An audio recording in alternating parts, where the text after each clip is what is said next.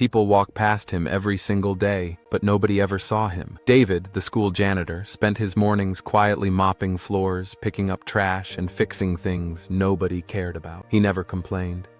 He never raised his voice. He simply smiled and kept working. And yet, to most of the students in that expensive private school, David wasn't a person. He was just part of the background, especially to Emily, a girl from one of the wealthiest families in the city. She loved attention, hated anything uncomfortable, and thought money made her better than everyone else. One day, she walked past David and rolled her eyes.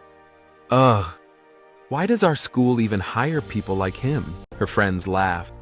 David heard it, but as always, he simply smiled. But destiny has a very interesting way of teaching lessons. It was a warm Friday afternoon when everything changed. Emily was heading toward her father's expensive car, chatting loudly on her phone, complaining about her day, when suddenly she heard a sound behind her. Her father gasped. He stumbled, then collapsed onto the pavement. Emily screamed, "Dad! Dad!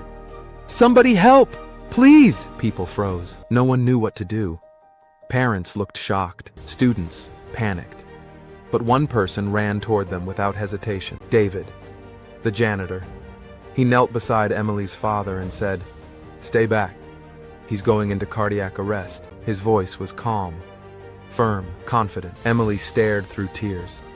"How do you know? You're just..." But before she could even finish, David began performing a medical procedure she had never seen before. Not random movements, but something precise, practiced, professional. He stabilized her father's breathing until paramedics arrived. And when they did, the lead medic said something Emily would never forget. "If this man hadn't acted exactly when he did, your father wouldn't have survived." Emily turned to look at David. But for the first time in her life, she truly saw him. And he simply said, "I'm glad he's okay," then walked away. Emily couldn't sleep that night. How could a janitor know more than trained adults? How did he stay so calm? And why? Why did he look sad when the paramedics thanked him? The next day, she gathered all her courage and approached him. "Mr. David, how did you know what to do yesterday?" David looked at her, quietly, gently, and said only 4 words. "I've done it before." Emily's curiosity grew. She visited the school office, checked old records, talked to older teachers. And what she found left her speechless. David hadn't always been a janitor. He was once a respected surgeon, one of the best in the state. But years ago, he lost his wife and daughter in a tragic accident. He couldn't handle the pain, couldn't walk back into a hospital, couldn't save anyone without remembering the 2 people he couldn't save. So he left medicine and became a janitor at a school, because the quiet made him feel safe. Emily covered her mouth as tears rolled down her cheeks. She had mocked a man who had lost everything and still chose kindness. A few days later, the school held an assembly. Emily walked onto the stage, her hands shaking.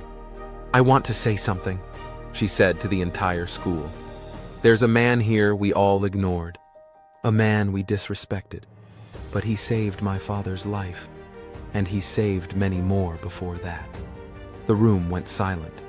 Then she called out, "Mr. David, please come up here." David stepped forward slowly, confused.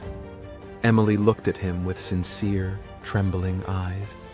"I'm sorry," she said. "Not just from me, but from all of us." For the first time, David's eyes filled with tears.